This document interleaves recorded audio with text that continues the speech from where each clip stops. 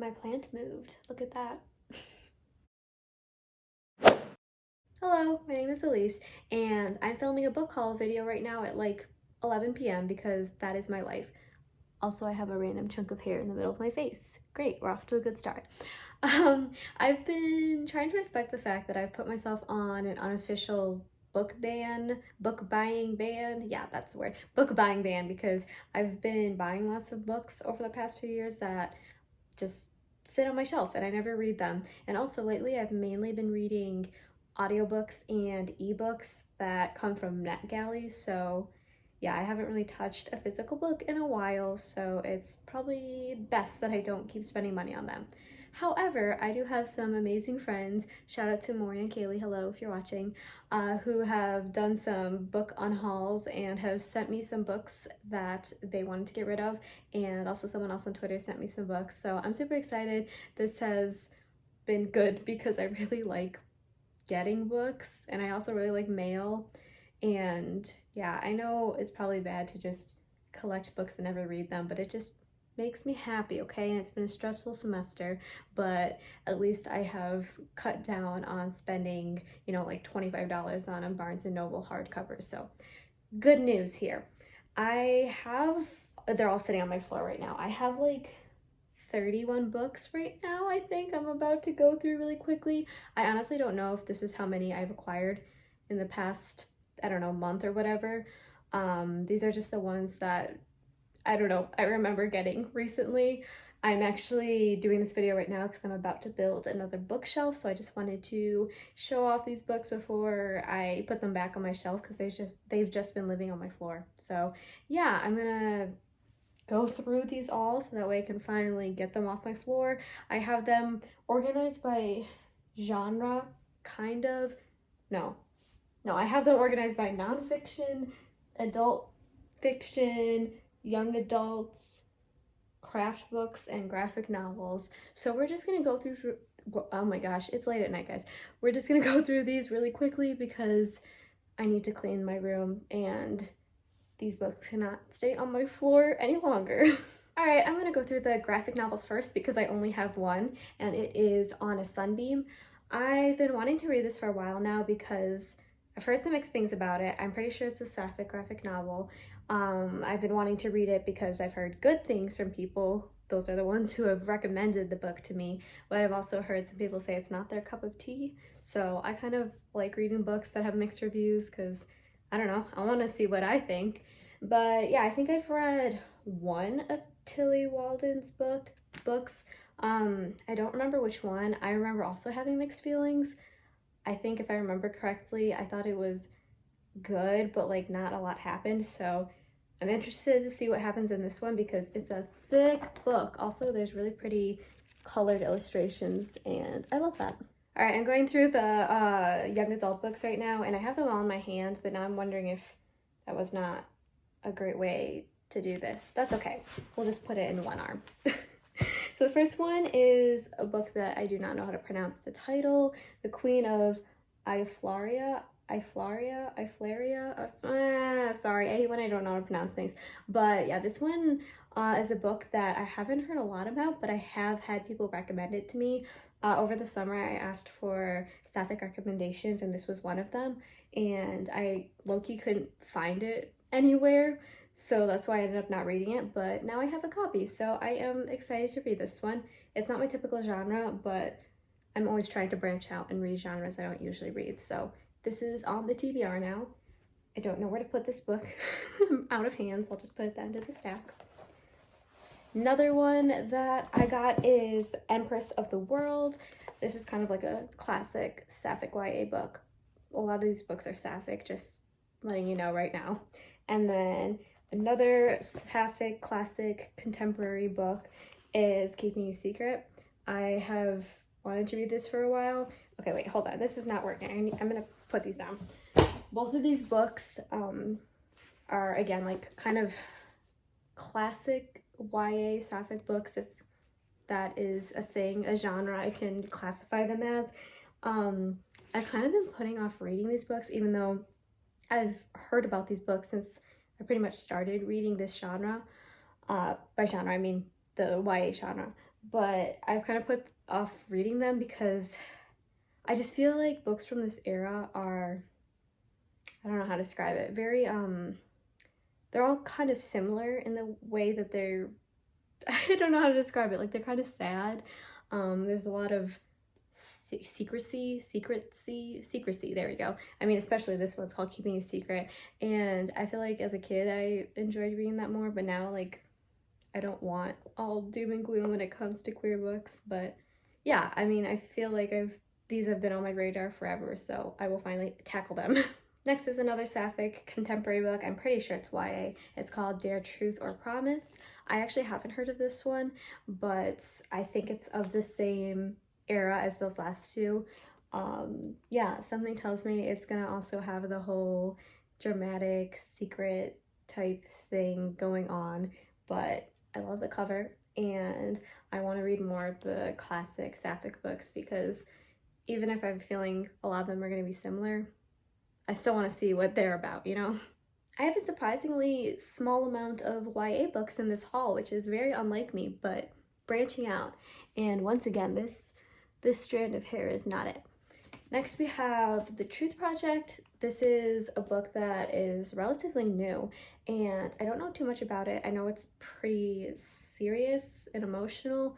I honestly don't remember what the content is, but I had a couple of people on Twitter really excited for this book, and when people get excited, I want to get excited too. So yeah, this is from my friend Maury. I honestly do not know what she thought about it. I should probably ask her that, considering the fact she did unhaul it. But yeah, this has been on my radar. I think it came out just a few months ago or something like that. But yeah, I am looking forward to reading this one. I like more serious YA contemporary, and I just checked, I am wrong, it came out in 2020. And then the next one, I grouped it in my little YA pile, but I'm pretty sure it might be middle grade just based off of the cover. Or maybe it's adult, I don't even know. Someone can tell me. But it's called The Vanisher's Palace, and I just thought the cover was really pretty. I really loved it, and I know someone has recommended this to me because I'm pretty sure it's on my want to read shelf of Goodreads. And this is another book that is not my typical genre, but once again, always trying to branch out. So yeah, I will be reading this at some point. It's a really cute, slightly tinier than usual size, which I'm really enjoying. Next we have the adult fiction, and I have a lot of them, which is good because I've been wanting to read adult fiction more than I usually read adult fiction, and now I have plenty and I have to put them down because I'm dropping them. So most of the adult fiction books that I have here are sapphic adult romances. These are all from the same publisher. Voila. I have not read this publisher before, or not a lot of it, or I think they're the same publisher. No, they're not. Or maybe they are. I'm not sure. Well, they're all of the same genre kind of thing. So yeah, I have, oh, I can't read it backwards in the screen. Dawn of Change. I'm not maneuvering well with these books. At 17. Oh wait, hold on. What is this called? When Dreams Tremble. Dragon Horse War. Spark. I'm out of hands. Give me a second. This is an awkward video. I'm really sorry. Homecoming. This one looks especially interesting to me. It's a very dramatic cover. And then the last one is Daughter of Mystery. I do not know what any of these are about. I just know that they are sapphic contemporary, no, not contemporary, sapphic romance fiction books. This is definitely of a kind of genre that I've avoided for many years. Not the sapphic element, more the, I don't know what you call them, just like basic romance books. Usually when I read romance, it's always YA contemporary because adult romance usually isn't my thing. But yeah, we're gonna see how these are gonna go. Maybe it's because I've only read really popular heterosexual adult romances, so we're gonna see how these sapphic ones go. And then here is another sapphic romance that I low-key forgot to put in that large pile in my hands. Oh my gosh, the hair is dropping again. It is called Am Playing the Role of Herself. Did I ever say that right? and playing the role of yourself. Okay, yes, I did. Again, another sapphic romance, I'm pretty sure. Yes, it says right in the corner up here. How convenient. It is about an actress, and again, that's all I know. Keep in mind, these are books that I just got secondhand from people. They were not books I chose. Well, I kind of chose them, but it's not like books that I intentionally bought, so I was a bit more willing to try books that I haven't, you know, had on my radar, or books I don't typically read that kind of genre of, because yeah, what better chance than this to branch out. So yeah, that's why I know practically nothing of these books that I am holding up right now. And then we have some adult mystery books. I don't know if this kind of genre has a specific name to it. I'm talking about those very specific paperbacks. Are these mass marketed paperbacks? Is that what it's called? I don't know, whatever they're called, they remind me of my mom. And I feel like a full-blown adult now that I own some myself. I have an Agatha Christie book. It's Murder on the Orient Express. I've only read And Then There Were None by Agatha Christie. That's by Agatha Christie, right? Yeah, I think I read that in 7th or 8th grade. So I'm interested to see what this is going to be about, because I've heard about this book / movie, and I do not remember what I thought about the other Agatha Christie book that I read once upon a time ago. And then I have 2 other mystery books. One is of a title I'm afraid I'm going to mispronounce again, which is always a fear of mine. Death by Darjeeling, maybe? I don't know what it's about, but I love the cover. It's very aesthetic. Can I say that? It looks fun. Oh, it's about a tea shop. I love that. I love tea. And then another one is called Hounding the Pavement, a dog walker mystery. How fun is that? Shout out to all the little dogs on here, especially that one. That's my favorite. Oh yeah, and shout out to my friend Kaylee for picking such fun books that I probably would not pick out on my own, because now I'm excited that I own them and I need to stop buying all the same books.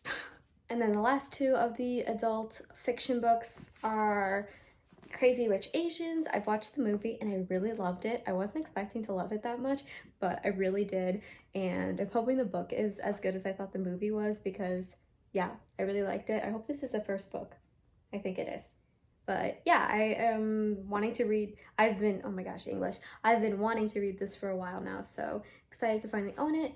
And then this book I've actually already read, but it's one that I really love, and I know I'm about to pronounce the name wrong. I think it's a band called Uva. Yes, I listened to the audiobook of this while I was biking to work in the summer, so I really loved the book, but I feel like I missed a lot of it because I was multitasking while listening to the audiobook at a really fast speed. So I've been wanting to reread this because I liked the bits that I actually comprehended, but I feel like I missed a lot of it. Oopsies, we're moving to a pile that I forgot I made. It's classic books. The House on Mango Street, I'm not entirely sure if this counts as a classic. I feel like it's kind of a classic, a modern classic, I don't know, but it's definitely a bit older. It says 25th anniversary right on there. I don't really know what this book is about, but I always see it in stores and I've seen it in school curriculum. So yeah, I want to read it. I don't know what it's about. I think it has not the best rating on Goodreads, but that's not my opinion, so we'll see how it goes. And then I have One Flew Over the Cuckoo's Nest. Is that how you say that? Cuckoo? Why does that sound weird? It's late, I'm sorry. But yeah, I've been wanting to read this one too because I'm pretty sure it's pretty psychology heavy. I'm very ignorant when it comes to classic books, so I'm not sure.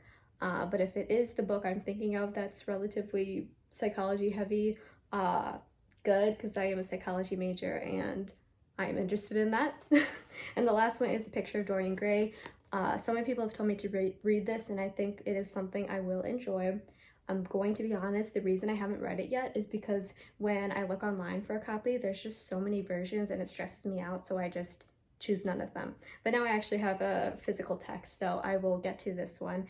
And I've had this on my TBR since probably last year, so hopefully it happens soon. Next we have my nonfiction pile going on over here. Here's two of them. One is called Raising My Rainbow, Adventures in Raising a Fabulous Gender Creative Son. and the other one is called Stuck in the Middle with You, a memoir of parenting in 3 genders. So these are both memoirs about gender exploration, I'm pretty sure, and also I just really like the covers of both of them. So yeah, and memoirs are my favorite type of nonfiction. The next 2 books from my nonfiction pile are both about race. One is called White Fragility, and one is called So You Want to Talk About Race. I've seen these all over the place, and I'm sure you have too. I've read quite a few nonfiction books on race, or at least excerpts of books from race through my education, because I'm a psychology and sociology major, so we read a lot of these books, or at least parts of the books, especially in my sociology classes. But these 2 I haven't touched yet, so yeah, I want to see what they're about. Also, I want to see if they offer anything new, because I do feel like a lot of the books I've read for my classes end up coming to the same conclusions, but I still read them. But yeah, I've been looking for books that'll hopefully offer me some new insights, new facts, something like that, because sometimes nonfiction, if you keep reading about the same type of subject, gets a little repetitive, if that makes sense. And then the last of the nonfiction books is called Lies My Teacher Told Me, Everything Your American History Textbook Got Wrong. I don't exactly know what this is going to be about. Maybe just random history things? I don't know. But I just thought the title sounded really interesting, and hopefully it'll teach me something new. And then my very last stack of books here is just something fun my friend got me. I have 3, and they are craft books. They are all on knitting, and maybe that is not important to most of the people on BookTube, but knitting is, oh, I almost slapped myself. Knitting has become my new hobby. I have become very passionate about it. I just started probably like the very end of December, maybe the beginning of January, but literally I spend so much time knitting. And honestly, all the books I read now are just audiobooks that I listen to while knitting. So I'm really happy that I have knitting books now. Very grandma-y of me. I am like a full-blown grandma now at age 20, but I think that is wonderful. Okay, oops. This is just a clip I am filming after I finished filming the entire book haul and like put my stuff away, and then I was cleaning my room and I remembered there was a book I was really excited to talk about, and then I just forgot about it because it was in my backpack, so I didn't see it. This is the book called Hurricane Summer, and it is an ARC that I got from a publisher, so I feel very legit now that like a publisher sent me a book, and I'm so excited, and it's such a gorgeous cover. I can't believe I totally forgot to put this in my book haul, so that's 32 books now. But I just wanted to read like the little tiny thing on the bottom. It says it is a powerful coming-of-age story that deals with colorism, classism, young love, the father-daughter dynamic, and what it means to discover your own voice in the center of complete destruction. So yeah, this is another book that I have obtained recently, and I'm excited because I have an actual ARC. Oops, hello. I'm putting this clip right before my outro because I may or may not have bought more books after filming that video a couple days later. I couldn't help myself. I haven't bought books in a really long time, like actually bought books. All the books in this video, there we go, are books that were given to me. But this is the first time in a long time I've actually been to a bookstore and like was unfortunately just crawling on the floor looking at all the sale books. And yeah, I got 5 books and it ended up being less than $10, so you know, I think it was worth it, and it was books I was really looking forward to. Here's one. It's called There Will Be No Miracles Here. It's a memoir, and memoirs are my favorite kind of nonfiction. But then, oh, did you see it? Here we go. And then I got 2 other nonfiction books.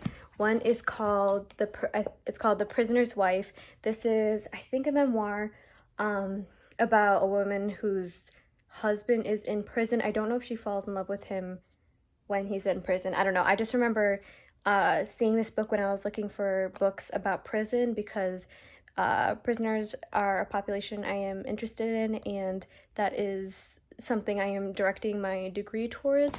So I have another nonfiction book on prison. It's called The Love Prison Made. And then I have, ooh, that was loud. And then I got 2 YA fiction books. I think they both have to do with mental health. I've heard of both of them. One is called Sex and Violence, and the other one is called, give me a second, Still Life with Tornado. There we go. I actually haven't heard of this one, but I know the author, A.S. King. I used to read a lot of A.S. King books when I was in middle school, and I haven't picked up one since, so I was interested to see what this would be about. So yeah, that was another mini book haul within this book haul. I'm going to keep my old intro that I already filmed, so whatever amount of books I say, add 5. Yeah.